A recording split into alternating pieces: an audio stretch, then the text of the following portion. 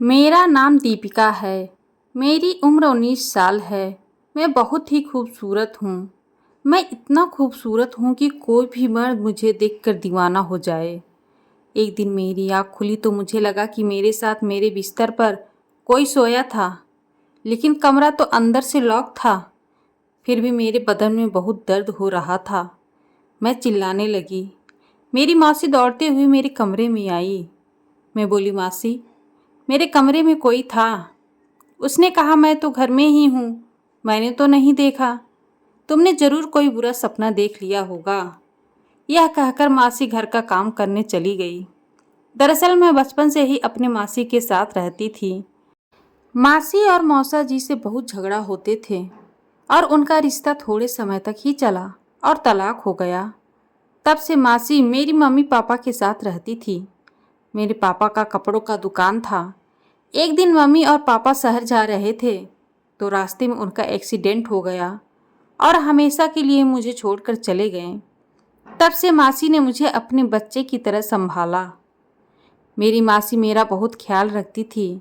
वह रोज़ सुबह काजू बादाम और न जाने क्या क्या मुझे दूध में मिलाकर देती ताकि मेरी सुंदरता बरकरार रहे और मैं स्वस्थ रहूं।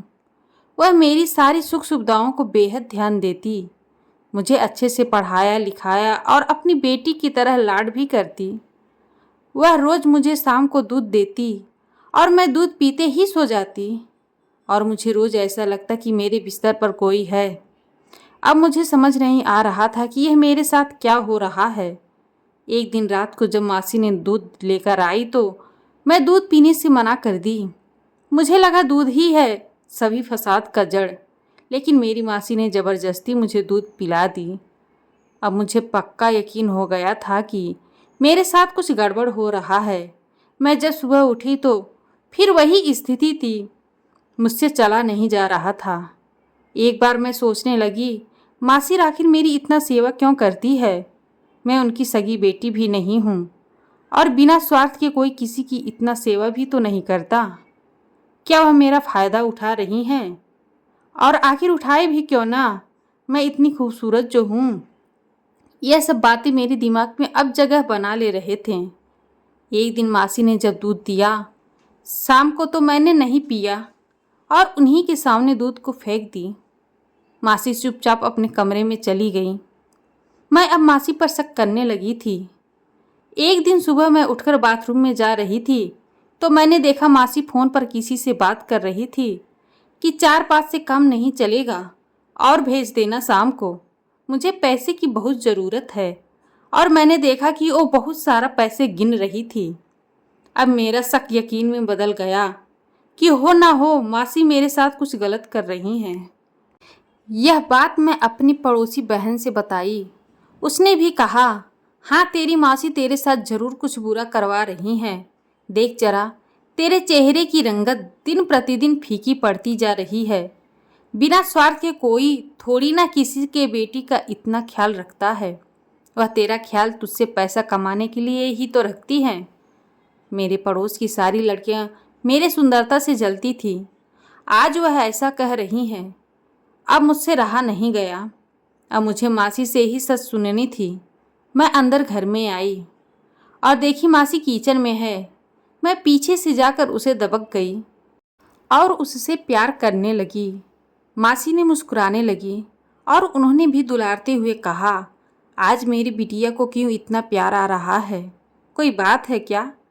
मैंने उनका मुंह अपनी तरफ किया और अपने हाथों में उनका हाथ पकड़कर कहा, मासी, आप मुझे प्यार करती हो ना?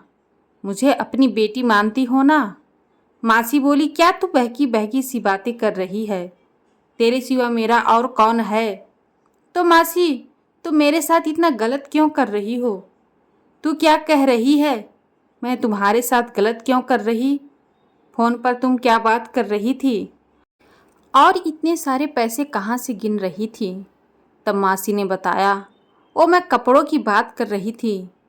जो मुझसे कपड़े सिलवाते हैं। मैं कह रही थी कि मुझे पैसों की बहुत ज़रूरत है, तो 4-5 ही नहीं बल्कि और भेज दे, मैं सिल दूंगी।